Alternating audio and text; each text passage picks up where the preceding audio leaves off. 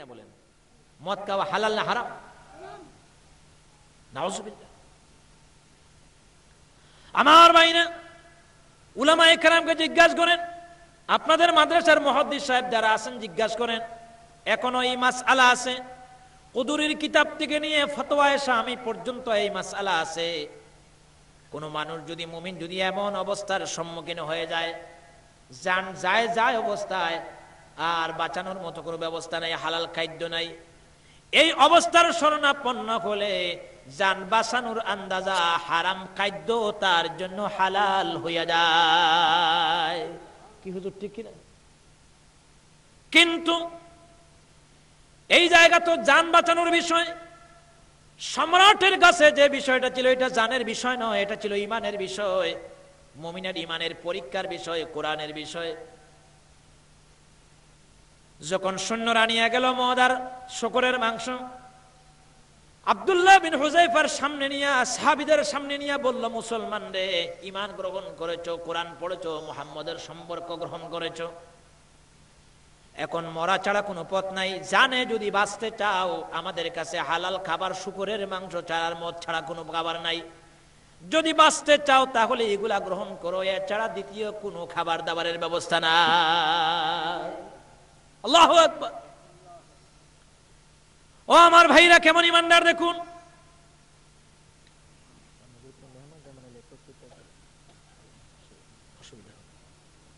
আমার ভাইরা কানমন দিয়ে শুনুন, কি সুন্দর ঘটনা ইসলামের ইতিহাসে স্মরণ করে লিখিত। হযরত আব্দুল্লাহ বিন হুযায়ফা সহ মুসলমানদের সামনে যখন শূকরের মাংস আর ওই শরাব দেওয়া হলো, হযরত আব্দুল্লাহ বিন হুযায়ফা বললেন, শোনো রে রুমের কুকুরেরা, তোমাদের সম্রাট ও কুকুর আর তোমরাও কুকুরের কুকুর। সুবহানাল্লাহ। পায়খানা যেমন আমাদের কাছে হারাম, ময়লা পায়খানা যেমন আমাদের কাছে সবচেয়ে গৃহীত জিনিস, ঘৃণার জিনিস, ঘৃণার পাত্র, ময়লা আবর্জনা, তোমাদের শূকরের মাংস আর শরাব আর মদ পায়খানার চাইতে আমাদের কাছে নিকৃষ্ট। তোমরা কি মনে করেছো মৃত্যুর ভয়ে ওই শূকরের মাংস মুসলমান খাবে, মৃত্যুর ভয়ে শরাব আর মদ পান করবে? আমাদের ইমানের নাট বল্টু এত ঢিলা না। আমরা কার কাছে ইমান এনেছি আমাদের পরিচয় জানো না? নাহনু আসহাবু রাসূলিল্লাহি সাল্লাল্লাহু আলাইহি ওয়াসাল্লাম, আমরা হচ্ছি রাসূলুল্লাহর হাতের গড়া ছাত্র। সুবহানাল্লাহ। আমাদেরকে এই ইমান দিয়েছে কোরআন। সুবহানাল্লাহ বলেন। লাত্তি মেরে থালা বাসন সব ভেঙে দেব, চুরমার করে দেব, শূকরের মাংস পেয়ালা সব সরাইয়া দাও, এই মুহূর্তে একটাও রাখবো না। জান যায় অবস্থায় কথা বলার শক্তি নাই। কেমন ইমানে আবেগ ছিল যখন এই ধরনের কথাগুলি মুমিন মুসলমানদের কাছ থেকে ওই কারারক্ষীদের কাছে গেল, বয়ে হাফাইতে হাফাইতে সম্রাটের কাছে যাইয়া বলল, মহাজাপনা, আমার রুমের সম্রাট কাদেরকে ধরিয়ে আনছেন? যারা না খাইয়া মরতে রাজি আছে কিন্তু ঈমান ছাড়তে রাজি নয়। সুবহানাল্লাহ। আপনি কাদেরকে ধরে আনছেন? ওরা তো খাইতে রাজি না, মরতে রাজি। সম্রাট চিন্তা করলো, এবারও আমি গোল খাইলাম। আচ্ছা, সর্বশেষ পরীক্ষা আমার কাছে আছে, দেখব কিভাবে ঈমান, কোন ধরনের আপনার শক্তিশালী ঈমান, কি কোরআনওয়ালা। এরপরে রোম সম্রাট ঘোষণা দিল, সৈন্যরা একটা কাজ করো, চুলায় আগুন জ্বালাও, আর আমাদের সরকারের ভিতরে যত মোটা ডেগ আছে, ডেস্কি আছে, এ ধরনের কয়েকটা ডেস্কি তালাশ করে নিয়ে আসো। ডেগ চিনেননি আপনারা? কত বড় ডেগ আমি উদাহরণ দেব। শাহজালাল রহমতুল্লাহ আলাইহির মাজারে গেছেন, 2-3টা ডেগ আছে এখানে, বিশাল মোটা ডেগ। আর ওই ডেগের ভিতরে মানুষ পয়সা দেয়, আগরবাতি দেয়, মোমবাতি দেয়, 500 টাকার করে নোট দেয়। নাউজুবিল্লাহ। শাহজালালের মাজারের ডেগে পয়সা যায়, আর রোম সম্রাটের ডেগে কি যায় শুনেন। কি ইমানের পরীক্ষা। প্রাসঙ্গিক কথা বলছি, কোন মাজারের ডেগে বাক্সে পয়সা দিবেন না। আমি বলি শাহজালাল রহমতুল্লাহ আলাইহি আল্লাহর ওলি, ঠিক, কিন্তু তিনি এমন কোন ব্যবস্থা সমাজে রেখে যান নাই যে মরলে আমারে পয়সা দিয়ে আমারে জিন্দা রাখতে হবে, আমার ব্যাংকে অ্যাকাউন্ট আছে। মানুষ বুয়া ধর্মীয় আবেগ নিয়ে সমস্ত পয়সা দেয়, একটা পয়সাও শাহজালালের খরচ হয় না। যা পয়সা দেন সব পয়সা খায় জিন্দা ফকিরেরা। কথা ঠিক কিনা বলেন? শাহজালালের কোনো ব্যাংকে অ্যাকাউন্ট আছে? ব্যাংক ব্যালেন্স আছে? নাউজুবিল্লাহ। পয়সা দেওয়ার জায়গা তো হচ্ছে কোরআনের প্রতিষ্ঠান। সুবহানাল্লাহ। মসজিদ, মাদ্রাসা, এতিম মিসকিন বুকানাঙ্গা মানুষ রাস্তাঘাটে।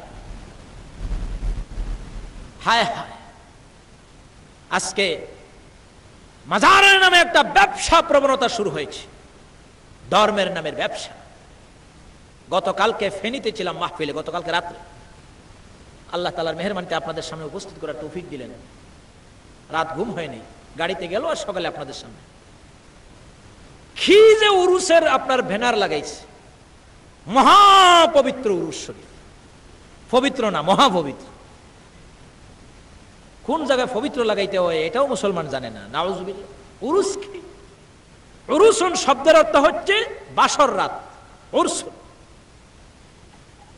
এদেরও একটা বাসর রাইত আছে, ওই জটাসার জটিসা ডুমডুমা ডুমডুমা ডুম করে। কথা ঠিক কিনা বলে? কি পীর সাজছে, তার পিছনে এত বিশাল লম্বা লক্ষ্য। জমানার আখেরি মুজাদ্দিদ, আখেরি গৌসুল আজম, আখেরি ফকিহে মিল্লত, সব আখেরি, কেউ আউয়ালে নাই। শেষ পর্যন্ত লিখতে লিখতে আলহাজ মোহাম্মদ অমুক কলিমুদ্দিন মা কুয়া, ময়াকারে মা বিসর্গর, কোষকারে কু বিসর্গর, আ বিসর্গ, মা কুয়া। এটার অর্থ বুঝবেন না। একজন জিজ্ঞাসা করলো, হুজুর এই যে আ কুয়া এগুলো লেখে, এগুলোর অর্থ কি? বলে একজনে কয় সম্ভবত কু দিয়া হবে কুখ্যাত, কারণ ডেফিনেন্স পাচ্ছে না, কি বলবে। এই সমস্ত নাম দিয়া মানুষের উরুসের নামে আপনার সেখানে নিয়ে মানুষের ঈমান এবং ইয়াকিনকে বিভ্রান্ত করছে। কথা ঠিক কিনা বলেন?